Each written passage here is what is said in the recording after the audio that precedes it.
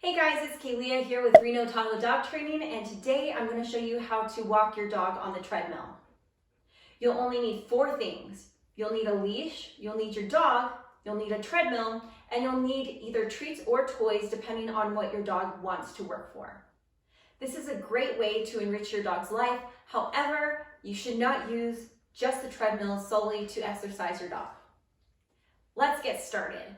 So I have Quinn here on a slip lead. Now you can use whatever leash and collar combo that you like.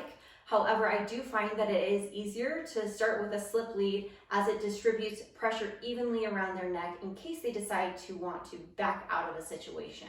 We're never going to force them to do treadmill walking, but it does make things a little bit easier when you use a slip lead. The first thing that you'll want to do to get your dog comfortable with the treadmill, because it sounds kind of scary, is to get your dog to just willingly go on the treadmill. And unfortunately, Quinn is going to make this look way too easy. So don't worry if your dog is really struggling at first, they'll pick it up. So let's get her back down here. You're going to take the treat to your dog's nose and guide them up. Now, if they only put 2 paws on there at first because they're not wanting to go the rest of the way, then you're going to reward after those first 2 steps. So right here, reward, take another treat, encourage them to go a little bit further, slowly baby stepping it out. And when they first hit those back feet on the treadmill, then go ahead and give them that treat in your hand. Ideally, you want your dog to do this willingly, but if you have to encourage them just a little bit using the leash, go ahead and do so by angling it this direction and pulling them up. Once your dog likes doing this simple step, and you can just point and they're getting on it like that, then go ahead and gently guide them off and reward them for doing that. What you're going to teach your dog to do in that simple little step is just waiting for you to tell them that it's okay to come off. So we're going to ask them to get on, stay on there by giving a treat, and then asking them to come off in the same hand gesture and rewarding. Just a side note, I will mention that it is a lot easier to have your treadmill up against a wall like this, so it eliminates that route as an exit point for your dog in case they are scared and want to bolt off that way. There's only going to be one way to come off of it, and that's through you. So that is just a little tip. Okay, so once your dog is comfortable going on it and coming off of it when you tell them, then what you want to do is work on noise desensitization. So what you want to do is start your treadmill without your dog on it. Let them listen to that noise, reward, and just let them listen and reward. Keep repeating until your dog's really comfortable, like Quinn is, around this noise. And then slowly increase the speed so that it creates a different noise.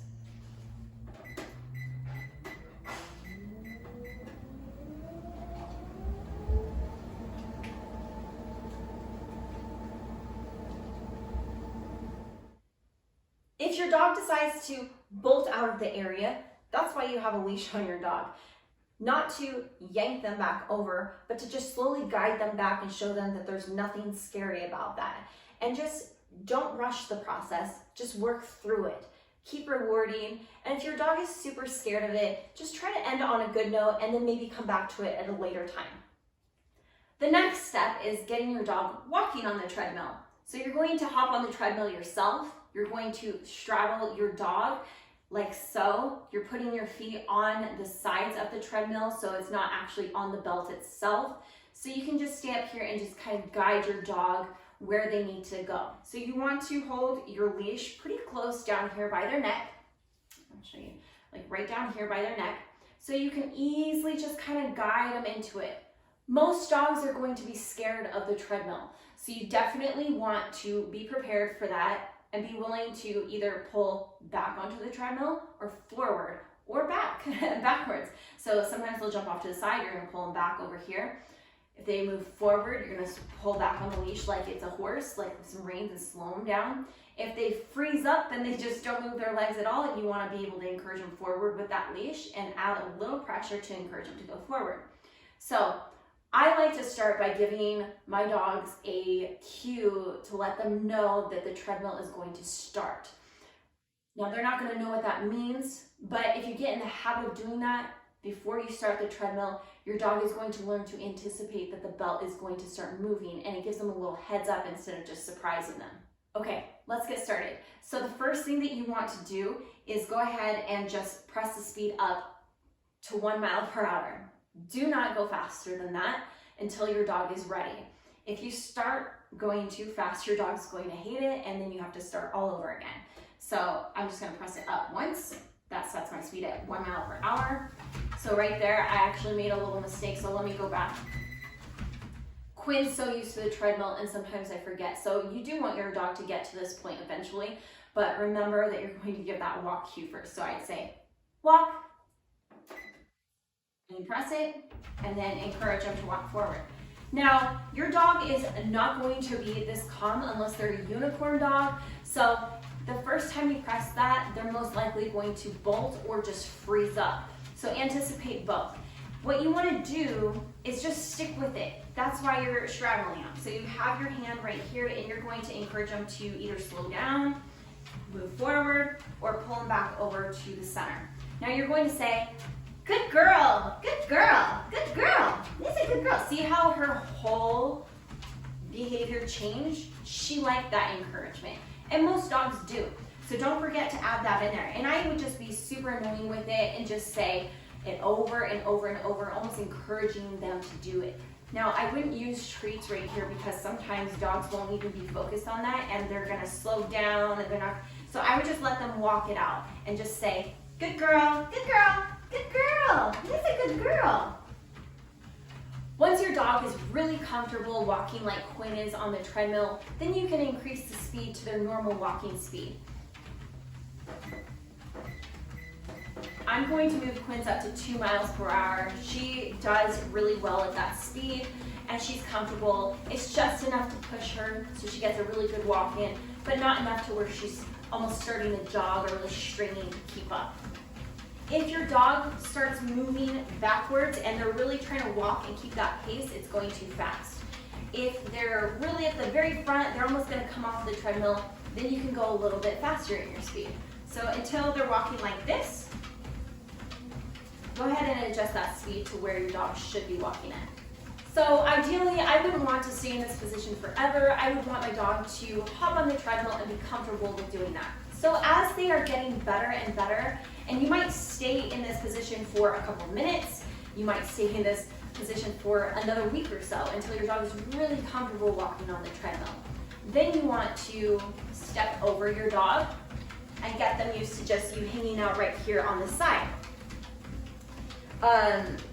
You want to stay right here so you can just kind of guide them. You're not going anywhere. But eventually you can, just through baby steps, just really working on it, kind of stepping off to the side, coming back, moving around just a little bit, and they learn how to just stay there on the treadmill. You are never going to tie this. I cannot stress that enough. You are never going to tie this to the treadmill.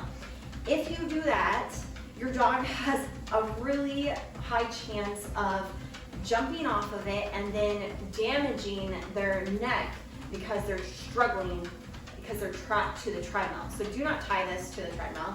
If anything, you can drape it over like that so you don't have to hold on to it. Or eventually when your dog is getting super comfortable with the treadmill, this can come off altogether. The first time you do that with your dog off leash on the treadmill, stay right here again. Again, you're baby stepping everything. Do not rush this process. If you rush this process, most people will give up because they're like, oh, my dog hates the treadmill. Chances are you probably just didn't do it slow enough.